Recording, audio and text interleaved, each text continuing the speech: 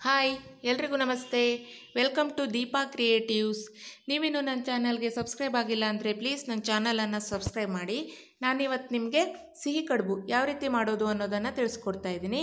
ಗಣೇಶನಿಗಂತೂ ತುಂಬಾ ಇಷ್ಟ ಈ ಸಿಹಿ ಕಡುಬು. ಗಣೇಶ ಹಬ್ಬಕ್ಕೆ ಮಾಡಲೇಬೇಕಾದಂತಹ ಒಂದು ರೆಸಿಪಿ ಇದು ಅಂತ ಹೇಳ್ಬೋದು. ಯಾವ ರೀತಿ ಮಾಡೋದು ಅನ್ನೋದನ್ನು ನೋಡ್ಕೊಂಡು ಬರೋಣ. ಮಿಕ್ಸಿ ಜಾರಿಗೆ 1 ಸ್ಪೂನಷ್ಟು ಗಸಗಸೆಯನ್ನು ಹುರ್ಕೊಂಡು ಹಾಕ್ಕೊಳ್ತಾ ಇದ್ದೀನಿ.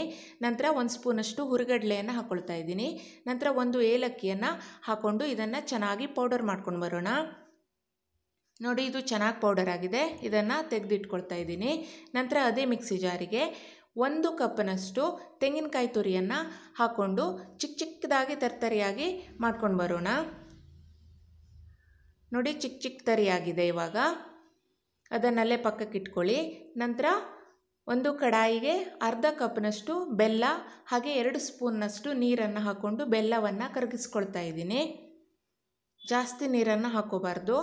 ಇಲ್ಲಿ 1 ಕಪ್ ತೆಂಗಿನಕಾಯಿ ತುರಿಗೆ ಅರ್ಧ ಕಪ್ನಷ್ಟು ಬೆಲ್ಲವನ್ನು ನಾನು ತೆಗೆದುಕೊಂಡಿದ್ದೀನಿ.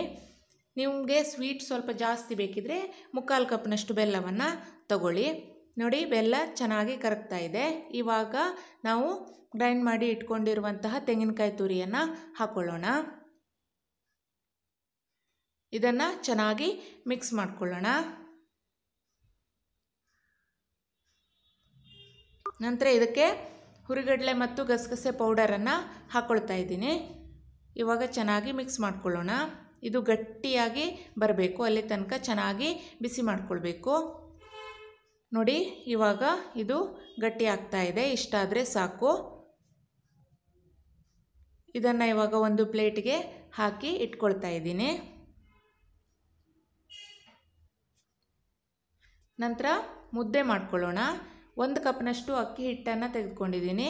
1 ಸ್ಪೂನಷ್ಟು ಮೈದಾ ಹಿಟ್ಟು ಹಾಗೆಯೇ 1/4 ಕಪ್ನಷ್ಟು ನೀರನ್ನು ತೆಗೆದುಕೊಂಡಿದ್ದೀನಿ. 1 ಕಪ್ ಅಕ್ಕಿ ಹಿಟ್ಟಿಗೆ 1/4 ಕಪ್ನಷ್ಟು ನೀರನ್ನು ತೆಗೆದುಕೊಂಡಿದ್ದೀನಿ. ಒಂದು ಕಡಾಯಿ ಇಟ್ಕೊಂಡು 1/4 ಕಪ್ನಷ್ಟು ನೀರನ್ನು ಹಾಕ್ಕೊಂಡಿದ್ದೀನಿ. ರುಚಿಗೆ ತಕ್ಕಷ್ಟು ಉಪ್ಪನ್ನು ಹಾಕ್ಕೊಳ್ತಾ ಇದ್ದೀನಿ. ನಂತರ 2 ಸ್ಪೂನ್ನಷ್ಟು ಆಯಿಲನ್ನು ಹಾಕ್ಕೊಳ್ತಾ ಇದ್ದೀನಿ. ನಂತರ 1 ಸ್ಪೂನಷ್ಟು ಮೈದಾ ಹಿಟ್ಟನ್ನು ಹಾಕ್ಕೊಂಡು ಚೆನ್ನಾಗಿ ಮಿಕ್ಸ್ ಮಾಡ್ಕೊಳ್ಳೋಣ. ಇದನ್ನು ಇವಾಗ ಚೆನ್ನಾಗಿ ಕುದಿ ತರಿಸ್ಬೇಕು. ಒಂದು ಮುಚ್ಚಳವನ್ನು ಮುಚ್ಚಿಬಿಟ್ಟು 1 ನಿಮಿಷಗಳ ಕಾಲ ಹಾಗೆಯೇ ಇಡಬೇಕಾಗತ್ತೆ. ನೋಡಿ, ಇವಾಗ ಚೆನ್ನಾಗಿ ಕುದೀತಾ ಇದೆ. ಇವಾಗ 1 ಕಪ್ನಷ್ಟು ಅಕ್ಕಿ ಹಿಟ್ಟನ್ನು ಹಾಕ್ಕೊಳ್ತಾ ಇದ್ದೀನಿ. ಇದನ್ನು ಇವಾಗ ಚೆನ್ನಾಗಿ ಮಿಕ್ಸ್ ಮಾಡ್ಕೊಳ್ಬೇಕು. ನೋಡಿ, ಅಕ್ಕಿ ಹಿಟ್ಟು ಚೆನ್ನಾಗಿ ಬೇಯಬೇಕು. ಹೀಗೇ ತಿರುಗಿಸ್ತಾನೇ ಇರಬೇಕು. ಅರ್ಧ ಭಾಗದಷ್ಟು ಇವಾಗಲೇ ಬೆಂದಿರುತ್ತೆ ಅಕ್ಕಿ ಹಿಟ್ಟು. ನೋಡಿ, ಚೆನ್ನಾಗಿ ಬೇಯಿಸ್ಕೊಳ್ಬೇಕಾಗತ್ತೆ.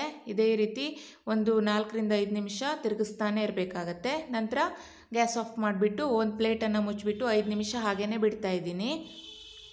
ನಂತರ 5 ನಿಮಿಷ ಆಗಿದೆ. ಸ್ವಲ್ಪ ಬಿಸಿ ಇರುವಾಗಲೇ ಇದನ್ನು ನಾದ್ಕೋಬೇಕಾಗತ್ತೆ. ಪೂರ್ತಿ ತಣ್ಣಗಾಗಕ್ಕೆ ಬಿಡಬಾರ್ದು. ಕೈಯಲ್ಲಿ ಮುಟ್ಟುವಷ್ಟು ಬಿಸಿ ಇರುವಾಗ ನಾವು ಇದನ್ನು ನಾದ್ಕೋಬೇಕಾಗತ್ತೆ. ಒಂದು ಪ್ಲೇಟ್ಗೆ ಹಾಕಿಬಿಟ್ಟು ಚೆನ್ನಾಗಿ ನಾದ್ಕೊಳ್ತಾ ಇದ್ದೀನಿ ನಾನು. ನಾವು ಎಷ್ಟು ಚೆನ್ನಾಗಿ ನಾದ್ಕೊಳ್ತೇವೋ ಅಷ್ಟು ಚೆನ್ನಾಗಿ ಕಡುಬು ಬರುತ್ತೆ. ನಾದ್ಕೊಂಡಷ್ಟು ಕಡುಬು ಒಡೆಯಲ್ಲ. ನಾವು ಹಾಗೇ ಮಾಡಿಬಿಟ್ರೆ ಕಡುಬೆಲ್ಲ ಒಡೆದೊಡೆದು ಹೋಗಿಬಿಡುತ್ತೆ. ಹಾಗಾಗಿ ಚೆನ್ನಾಗಿ ನಾದ್ಕೋಬೇಕಾಗತ್ತೆ. ಒಂದು 5ರಿಂದ 6 ನಿಮಿಷಗಳ ಕಾಲನಾದರೂ ಚೆನ್ನಾಗಿ ನಾದ್ಕೊಳ್ಳೋಣ. ನಂತರ ಸ್ವಲ್ಪ ಮೇಲ್ಗಡೆ ಆಯಿಲನ್ನು ಹಾಕ್ಕೊಂಡು ಚೆನ್ನಾಗಿ ಇದನ್ನು ನಾದ್ಕೊಳ್ತಾ ಇದ್ದೀನಿ ನಾನು. ನಂತರ ಇವಾಗ ಉಂಡೆಗಳನ್ನಾಗಿ ಮಾಡ್ಕೊಳ್ಳೋಣ. ನೋಡಿ, ನಿಮಗೆ ಯಾವ ಸೈಜಲ್ಲಿ ಉಂಡೆ ಬೇಕೋ ಆ ಸೈಜಲ್ಲಿ ಉಂಡೆಯನ್ನು ಮಾಡ್ಕೋಬೋದು. ನೋಡಿ, ನಾನು ಈ ಸೈಜಲ್ಲಿ ಉಂಡೆಯನ್ನು ಮಾಡ್ಕೊಳ್ತಾ ಇದ್ದೀನಿ. ಇದೇ ರೀತಿ ಎಲ್ಲ ಉಂಡೆಯನ್ನು ನಾನಿಲ್ಲಿ ಮಾಡಿ ಇಟ್ಕೊಂಡಿದ್ದೀನಿ. ಇವಾಗ ಇದನ್ನು ಲಟ್ಟಿಸ್ಕೊಳ್ಳೋಣ.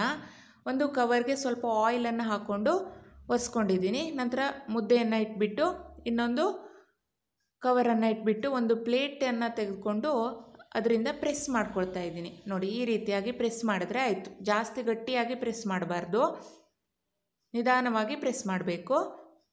ನಂತರ ಈಗಾಗಲೇ ರೆಡಿ ಮಾಡಿ ಇಟ್ಕೊಂಡಿರುವಂತಹ ಕಾಯಿ ಬೆಲ್ಲದ ಮಿಶ್ರಣವನ್ನು ಇದರೊಳಗಡೆ ಹಾಕ್ಕೊಳ್ತಾ ಇದ್ದೀನಿ.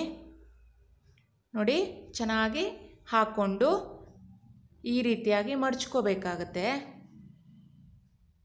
ನಿಧಾನವಾಗಿ ಮಡಚ್ಕೊಳ್ಳಿ. ಇದೇ ರೀತಿ ಮಡ್ಚ್ಕೊಂಡು ನಂತರ ತುದಿಯಲ್ಲಿ ನಿಧಾನವಾಗಿ ಸ್ಮೂತಾಗಿ ಪ್ರೆಸ್ ಮಾಡ್ಕೊಳ್ಬೇಕು. ಗಟ್ಟಿ ಪ್ರೆಸ್ ಮಾಡಿದ್ರೆ ಚೂರಾಗಿಬಿಡುತ್ತೆ. ಸೊ ನಿಧಾನವಾಗಿ ಪ್ರೆಸ್ ಮಾಡ್ಕೊಳ್ಳಿ. ನಂತರ ಒಂದು ಫೋರ್ಕ್ನ ಸಹಾಯದಿಂದ ಸ್ವಲ್ಪ ಡಿಸೈನನ್ನು ಮಾಡ್ಕೊಳ್ತಾ ಇದ್ದೀನಿ. ಮಾಡ್ಕೊಳ್ಳೇಬೇಕಂತೇನಿಲ್ಲ, ನಿಮ್ಗೆ ಬೇಕಿದ್ದರೆ ಮಾಡ್ಕೊಳ್ಳಿ. ನೋಡಿ ಇದೇ ರೀತಿ ಎಲ್ಲವನ್ನು ನಾನು ಮಾಡಿ ಇಟ್ಕೊಂಡಿದ್ದೀನಿ. ಅದೇ ರೀತಿ ನೋಡಿ, ಇದು ಮೋದಕ ಮಾಡುವಂತಹ ಮೋಲ್ಡು. ಈ ಮೋಲ್ಡಿಗೆ ಸ್ವಲ್ಪ ಆಯಿಲನ್ನು ಒರೆಸ್ಕೊಂಡು ಇದ್ರ ಒಳಗಡೆ ಈ ವೈಟ್ ಕಲರ್ ಮುದ್ದೆಯನ್ನು ಹಾಕ್ಕೊಳ್ತಾ ಇದ್ದೀನಿ. ಸುತ್ತಲೂ ವೈಟ್ ಕಲರ್ ಮುದ್ದೆಯನ್ನು ಹಾಕೋಬೇಕಾಗತ್ತೆ. ಮಧ್ಯದಲ್ಲಿ ಗ್ಯಾಪ್ ಬಿಡಬೇಕಾಗತ್ತೆ. ನೋಡಿ ನಾನು ತೋರಿಸ್ತೇನೆ ಯಾವ ರೀತಿ ಮಾಡೋದು ಅಂತ. ನೋಡಿ ಮಧ್ಯದಲ್ಲಿ ಹೋಲ್ ಥರ ಮಾಡಬೇಕು.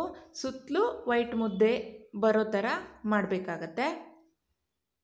ಸ್ವಲ್ಪ ಎಣ್ಣೆ ಸವರ್ಕೊಂಡ್ರೆ, ಕೈ ಬೆರಳಿಗೆ ಸ್ವಲ್ಪ ಎಣ್ಣೆಯನ್ನು ಸವರ್ಕೊಂಡ್ರೆ ಈಸಿಯಾಗಿ ಮಾಡ್ಕೋಬೋದು. ನೋಡಿ ಈ ರೀತಿಯಾಗಿ ಮಾಡ್ಕೋಬೇಕು. ನಂತರ ಕಾಯಿ ಬೆಲ್ಲದ ಮಿಶ್ರಣವನ್ನು ಹಾಕ್ಕೊಂಡು ನಂತರ ಇನ್ನೊಂದು ಸ್ವಲ್ಪ ವೈಟ್ ಮುದ್ದೆಯನ್ನು ಹಾಕ್ಕೊಂಡು ಚೆನ್ನಾಗಿ ಪ್ರೆಸ್ ಮಾಡ್ಕೊಳ್ತಾ ಇದ್ದೀನಿ. ನಿಧಾನವಾಗಿ ಮಾಡ್ಕೊಳ್ಬೇಕಾಗತ್ತೆ. ನಂತರ ಮೋಲ್ಡನ್ನು ಓಪನ್ ಮಾಡ್ಕೊಳ್ಳೋಣ. ನೋಡಿ ವಾವ್ ಎಷ್ಟು ಚೆನ್ನಾಗಿ ಬಂದಿದೆ ಅಂತ. ಈ ರೀತಿ ಡಿಸೈನಲ್ಲಿ ನಮಗೆ ಬರುತ್ತೆ, ನೋಡೋಕ್ಕೂ ಚೆನ್ನಾಗಿರುತ್ತೆ. ಇವಾಗ ನಾವು ಬೇಯಿಸ್ಕೊಳ್ಳೋಣ. ಕುಕ್ಕರ್ಗೆ ನೀರು ಹಾಕಿಬಿಟ್ಟು ಒಂದು ಸ್ಟ್ಯಾಂಡ್ ಇಟ್ಬಿಟ್ಟು ನಂತರ ಮೇಲ್ಗಡೆ ಒಂದು ಪ್ಲೇಟ್ ಇಟ್ಕೊಂಡಿದ್ದೀನಿ. ಪ್ಲೇಟ್ ಮೇಲ್ಗಡೆಯಿಂದ ಈ ರೀತಿ ಕಡುಬು ಅಥವಾ ಮೋದಕವನ್ನು ಹಾಕ್ಕೊಳ್ತಾ ಇದ್ದೀನಿ. ಹಾಕ್ಕೊಂಡು ಮುಚ್ಚಳವನ್ನು ಮುಚ್ಚಿಬಿಟ್ಟು ಏನಿಲ್ಲ ಅಂದ್ರೂ ಒಂದು 10 ನಿಮಿಷಗಳ ಕಾಲ ಬೇಯಿಸ್ಕೊಳ್ಳೇಬೇಕಾಗತ್ತೆ. ವಿಸಿಲನ್ನು ಹಾಕಬಾರ್ದು. ನೋಡಿ 10 ನಿಮಿಷದ ನಂತರ ಸಿಹಿ ಕಡುಬು ರೆಡಿಯಾಗಿದೆ. ಇದು ಇಷ್ಟ ಆದರೆ ಲೈಕ್ ಮಾಡಿ, ಶೇರ್ ಮಾಡಿ.